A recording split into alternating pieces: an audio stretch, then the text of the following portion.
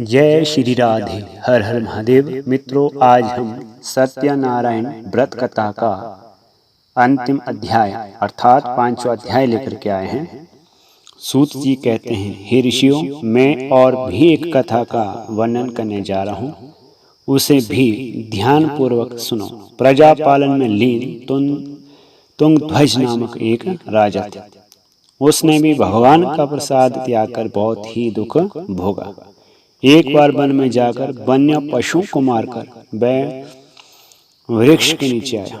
वहां उसने ग्वालों को भक्ति भाव से अपने बंधुओं सहित सत्यनारायण भगवान का पूजन करते देखा। अभिमानवश राजा ने उन्हें देखकर भी पूजा स्थान में नहीं गया और न ही उसने भगवान को नमस्कार किया।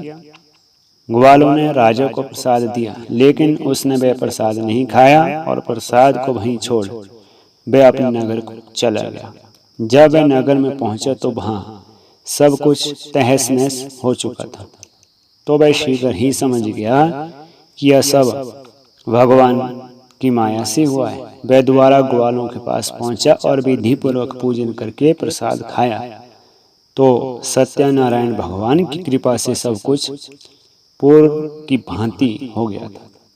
दीर्घ काल तक सुख भोगने के बाद वह मरण उपरांत स्वर्गलोक का भागी हुआ।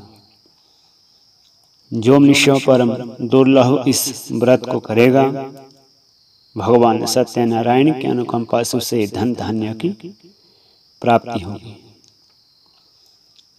निर्धन धनी हो जाता है और भय मुक्त जीवन जीता है। संतानहीन मनुष्यों को संतान सुख मिलता है और सारे मनोरथ पूर्ण होने पर मानव अंत काल में वैकुंठ धाम को जाता है। सूत जी बोले, जिन्होंने पहले इस व्रत को किया, अब उनके दूसरे जन्म की कथा कहता हूँ। वृद्ध शतानंद ब्राह्मण ने सुदामा का जन्म लेकर मोक्ष की प्राप्ति की। लकड़हारे ने अगले जन्म में निषाद बनकर मोक्ष प्राप्त की। उल्कामुख नाम का राजा दशरथ होकर वैकुंठ को गए। साधु नाम के वैश्य ने मोरध्वज राजा बनकर के अपने पुत्र को आरे से चीर करके मोक्ष पाया था। महाराज तुंगध्वज ने स्वयं होकर भगवान में भक्ति युक्त हो कर्म कर मोक्ष पाया। मित्रों, कई बंधुओं का यह प्रश्न होता है कि आखिर राजा मोरध्वज कौन थे। चलो इसी वीडियो के माध्यम से हम यह भी आपको बताते हैं। महाभारत युद्ध की समाप्ति के बाद अर्जुन को अहम हो गया कि वो भगवान श्री कृष्ण के सर्वश्रेष्ठ भगत हैं। अर्जुन सोचते हैं कि कृष्ण ने मेरा रथ चलाया, मेरे साथ रहे, इसलिए मैं भगवान का सर्वश्रेष्ठ भगत हूँ। अर्जुन को क्या पता था कि वो केवल भगवान के धर्म की स्थापना का एक माध्यम था। फिर भगवान ने उसका गर्व तोड़ने के लिए उसे एक परीक्षा का गवाह बनाने के लिए अपने साथ ले गए। भगवान श्री कृष्ण और अर्जुन ने जोगियों का वेश बनाया और वन में एक शेर को पकड़ा। मित्रों, यहाँ एक प्रश्न उत्पन्न होता है कि उन्होंने वन में शेर पकड़ा। कई साधु संत अपनी कथा के माध्यम से कहते हैं कि श्री कृष्ण, अर्जुन और युधिष्ठिर साथ चलते हैं और अर्जुन और श्री कृष्ण जी योगी बन जाते हैं और युधिष्ठिर को परीक्षा हेतु शेर बनाते हैं और पहुंच जाते हैं भगवान विष्णु के परम भक्त राजा मोरध्वज के द्वार पर। राजा मोरध्वज बहुत ही दानी और आवभगत वाले थे।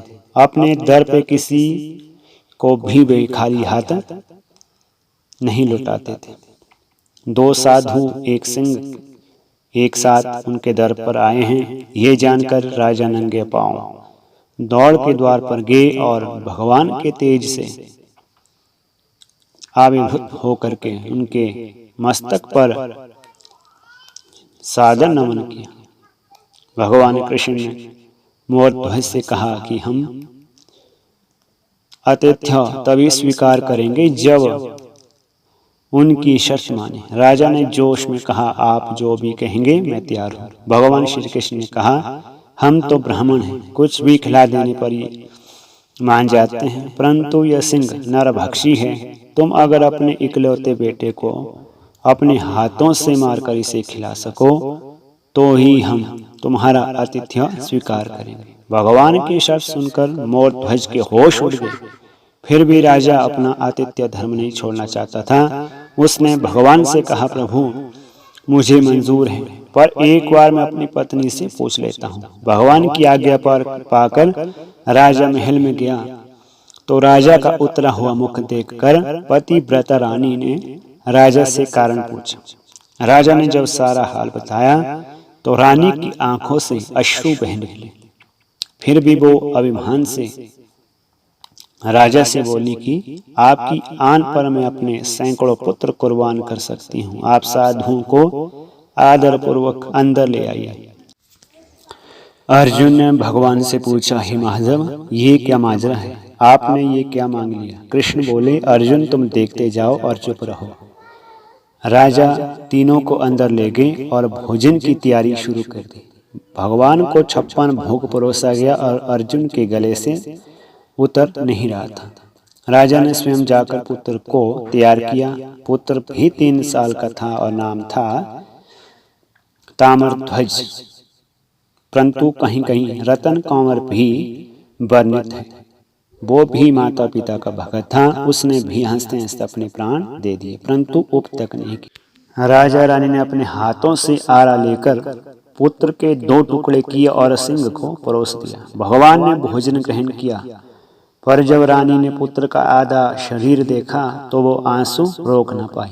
भगवान इस बात पर क्रोधित हो गए कि लड़के का एक फाड़ कैसे बच गया। भगवान रुष्ट होकर जाने लगे तो राजा रानी रुकने की मिन्नतें करने लगे। अर्जुन को एहसास हो चुका था कि भगवान मेरे ही गर्भ को तोड़ने के लिए यह सब कर रहे हैं। वो स्वयं भगवान के पैरों में गिरकर विनती करने लगा और कहने लगा कि आपने मेरे झूठे अभिमान को तोड़ दिया है। राजा रानी के बेटे को उनके हाथ से ही मरवा दिया। अब रूठ के जा रहे हो, ये उचित नहीं है केशव। मुझे माफ करो और भगतों का कल्याण करो। तब केशव ने अर्जुन का घमंड टूटा हुआ जान रानी से कहा कि वो अपने पुत्र को आवाज दे। रानी ने सोचा पुत्र तो मर चुका है, अब क्या? पर साधु की आज्ञा मानकर उसने पुत्र ताम्रध्वज को आवाज लगाई। कुछ ही क्षणों में चमत्कार हो गया। मृत ताम्रध्वज जिसका शेर ने खा लिया था, वो हंसते हुए आकर अपनी मां से लिपट गए।